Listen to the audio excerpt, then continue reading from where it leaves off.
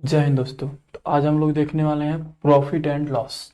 तो मतलब प्रॉफिट क्या होता है, लॉस क्या होता है। तो एक बात ध्यान दीजिएगा, प्रॉफिट प्रॉफिट को हिंदी में बोलते हैं लाभ, लाभ।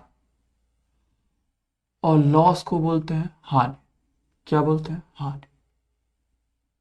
तो बात करें प्रॉफिट को लाभ और लॉस को हानि, मतलब लाभ और हानि। अब बताइए लाभ और हानि होता क्या है।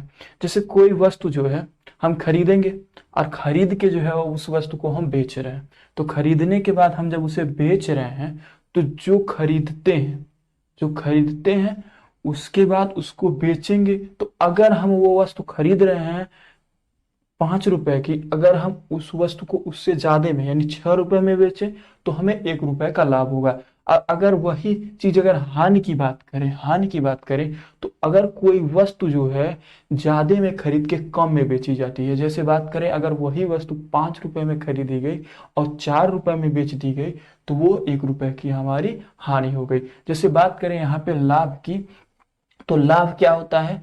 तो लाभ में एक बात ध्यान दीजिएगा, कोई वस्तु जब खरीदा जाता है क्या होता है, खरीदा जाता है।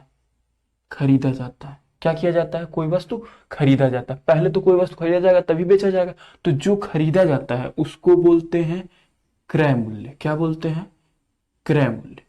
जब वस्तु खरीदा जाता है तो उसको बोलते हैं क्रय मूल्य। ठीक है। लेकिन जब वस्तु बेचा जाता है, क्या किया जाता है, बेचा जाता है, बेचा जाता है तो उसको बोलते हैं विक्रय मूल्य। क्या बोलते हैं, विक्रय मूल्य। कब, जब वस्तु खरीदा जाता है तो उसको बोलते हैं क्रय मूल्य, और जब वस्तु बेचा जाता है, बेचना जाता है तो उसे बोलते हैं बेचने को विक्रय मूल्य। तो ये बात याद रखिएगा, जब कोई वस्तु बेचा जाता है तो उसको विक्रय मूल्य बोलते हैं, और जब कोई वस्तु खरीदा जाता है तो उसको क्रय मूल्य। जैसे अभी हमने बताया कि जो वस्तु है अगर कोई वस्तु कम पे खरीदी गई है और उससे जिन्हें उस पे खरीदी गई है उससे ज्यादा पे बेची जाएगी तभी वो लाभ होगा। अगर हानि की बात करें तो अगर कोई वस्तु खरीदी गई है और खरीदने के बाद जिस रेट पे खरीदी गई है उससे कम में बेची जाएगी तो क्या होगी, हानि होगी। तो ये बात याद रखिएगा।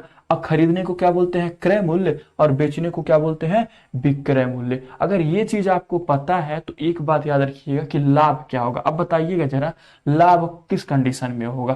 तो लाभ उसी कंडीशन में होगा जब हमारा क्रय मूल्य क्या होगा। ध्यान दीजिएगा, लाभ कब होगा। लाभ की बात करें हमारा, तो क्रय मूल्य क्या है, क्रय मूल्य जो है आपका कम होना चाहिए, विक्रय मूल्य क्या होना चाहिए, ज्यादा होना चाहिए। क्या होना चाहिए, विक्रय मूल्य क्या होना चाहिए, आपका ज्यादा होना चाहिए। क्यों, क्योंकि अब क्रय का मतलब खरीदना, विक्रय का मतलब बेचना। तो जब क्रय मूल्य कम होगा आपका विक्रय मूल्य से तो क्या होगा, यहाँ पे लाभ होगा। क्या होगा, आपका लाभ होगा। कैसे, ध्यान दीजिएगा, क्रय मूल्य मतलब खरीदा गया। अब समझ लीजिए कि 2 रुपए में कोई चीज खरीदा गया तो वो 3 रुपए में बेचा गया, तभी तो लाभ होगा। ठीक है। तो मतलब इतने में खरीदा गया, 2 में खरीदा जाए, 2 में, अब बेचा कितना जाए, 3 में, तभी तो लाभ होगा। तो मतलब जब विक्रय मूल्य क्या होगा, क्रय मूल्य से बड़ा होगा तो क्या होगा, उस कंडीशन में लाभ होगा। अब बात करें हानि की, बात करें हानि की, तो हानि में क्या होगा, क्रय मूल्य जो है, क्रय मूल्य जो है आपका ज्यादा होगा और विक्रय मूल्य क्या होगा, विक्रय मूल्य की बात करें तो ये आपका कम होगा। क्यों ऐसा होता है, देखिए ये आपकी हो जाएगी हानि। कब होगी हानि, ये बात ध्यान दीजिएगा, ये हानि कब होगी, जब आपका क्रय मूल्य जो है ज्यादा होगा विक्रय मूल्य से। क्यों, मान लीजिए कोई वस्तु हमने 4 रुपए में खरीदा, 4 रुपए में खरीदा और 3 रुपया में बेच दिया। कितने में बेचा, 3 रुपया में।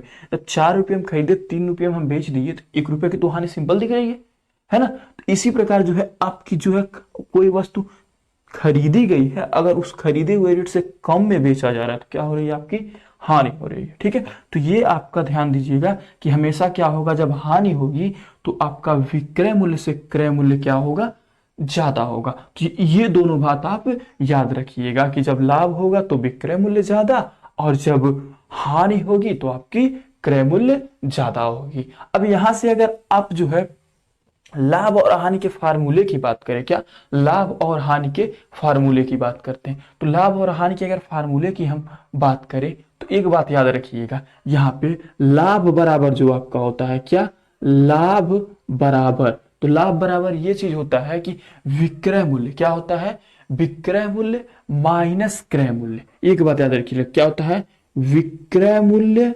विक्रय मूल्य माइनस क्रय मूल्य, क्या होता है माइनस क्रय मूल्य। क्यों ऐसा होता है अब बताइए, अब क्यों कब लाभ हो रहा है, जब जो है हम लाभ कब हो रहा है, एक बात बताइए विक्रय मूल्य ज्यादा है और क्रय मूल्य कब है, क्या है कम है। तो एक बात याद रखिए, लाभ निकालना है अगर तो विक्रय मूल्य में से क्रय मूल्य को घटाएंगे। वैसे भी आप एक बात याद रखिएगा कि बड़े वाले में से छोटे को घटा देंगे तो हमें पता चल जाएगा कितना लाभ हुआ है। अब हानि की बात करें, क्या हानि, बात करते हैं हम हानि की।